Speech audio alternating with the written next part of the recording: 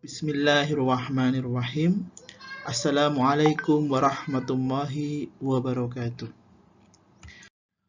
Pada kesempatan kali ini, saya ingin menyampaikan hasil dari program pengabdian masyarakat pada tahun 2021 yang berjudul Penguatan Daya Saing pada Ibu-Ibu PKK di Tengah Pandemik, studi kasus pada Ibu PKK Desa Tempel, Yogyakarta. Yang disampaikan pada hari ini yaitu seminar PPM UMY tahun 2021.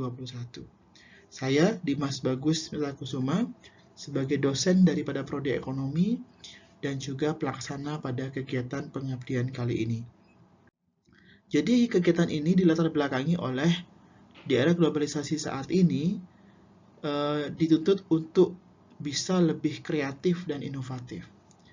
Nah, kreatif dalam hal ini adalah bagaimana menggunakan teknologi sehingga mampu menjadi media untuk pengembangan dan peluang apalagi di era pandemik ini. Dan media sosial sebagai salah satu alternatif untuk memaksimalkan pertemuan antara orang-orang yang mempunyai kepentingan tertentu. Artinya di sini dengan kondisi yang serba terbatas, maka penggunaan media sosial ini menjadi wahana yang sangat penting sehingga tidak mengurangi esensi daripada kegiatan tersebut. Apalagi kita lihat dalam konteks Ibu PKK ini, bahwasanya perencanaan keuangan keluarga itu sangat penting, di samping juga dengan memaksimalkan penggunaan media sosial yang ada. Dan yang terakhir adalah pandemik ini telah memberikan akibat yang cukup tinggi terhadap beban ekonomi keluarga. Apalagi mereka mengalami pengurangan pendapatan, namun tidak mengalami penurunan pengeluaran.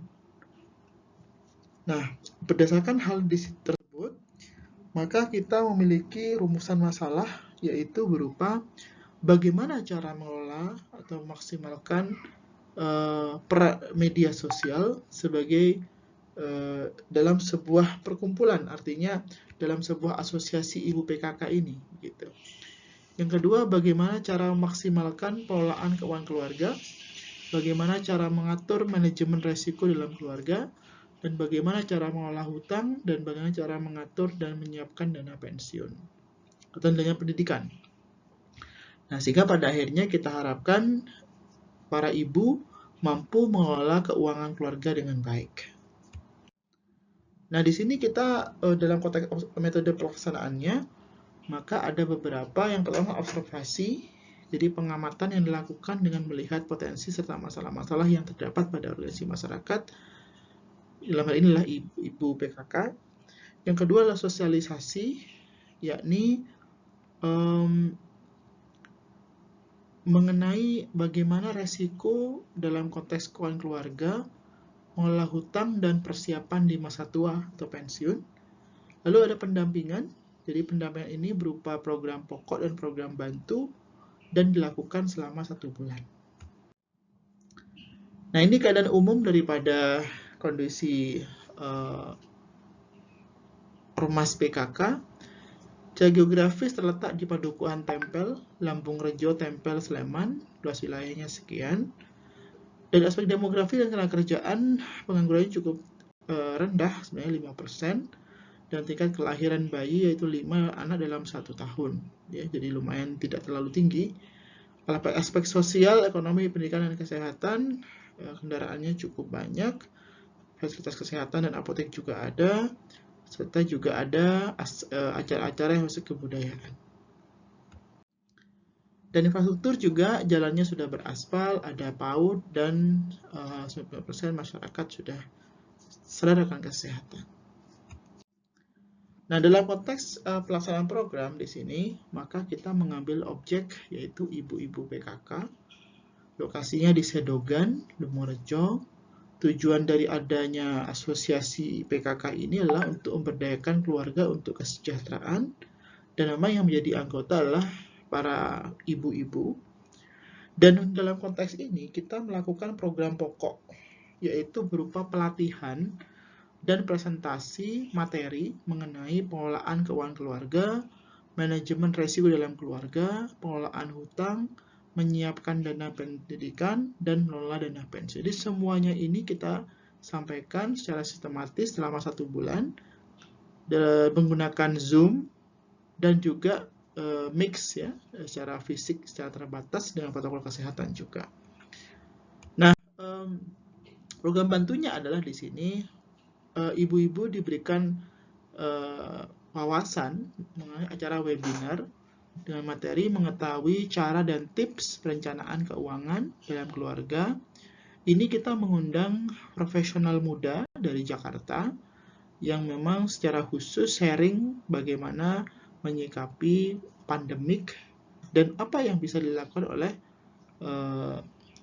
keluarga menyikapi itu. Lalu yang kedua, kita mempraktekkan bagaimana ibu-ibu itu bisa langsung mengaplikasikan teori yang sudah kita berikan dengan menggunakan aplikasi Duitpedia yang dipandu langsung oleh dosen tersertifikasi keuangan. Dalam ini saya sendiri, ya, jadi saya mencoba untuk sharing sedikit pengalaman bagaimana mengaplikasikan perencanaan keuangan ini dengan menggunakan aplikasi Duitpedia. Nah, setelah kita melakukan itu, maka ada rencana tindak lanjut yang kita mau lakukan, yaitu kita berusaha untuk terus memonitor bagaimana perkembangan perencanaan keuangan ibu-ibu itu, ya, melalui ibu dukuhnya. Jadi ibu dukuh kita sesekali tanyakan apakah memang para ibu sudah melakukan atau mengaplikasikannya. Memang kebanyakan para ibu masih proses untuk belajar katanya, jadi masih belum begitu terbiasa. Namun minimal mereka sudah tahu sebenarnya keuangan itu bisa direncanakan dan bisa dilakukan sejak dini begitu. Dan ini penutupnya, jadi kesimpulannya adalah kegiatan ini memberikan materi tentang mengatur keuangan keluarga dengan program bantu berupa webinar dan sosialisasi, dan sarannya sebaiknya terus dilanjutkan, artinya ada kontinuitas yang dilakukan secara internal, dan juga di sini setidaknya ibu-ibu terus mengaplikasikan materi dan aplikasi yang sudah kita berikan sehingga bisa lebih terencana. Sekian itu saja dari kami. Terima kasih. Wassalamualaikum warahmatullahi wabarakatuh.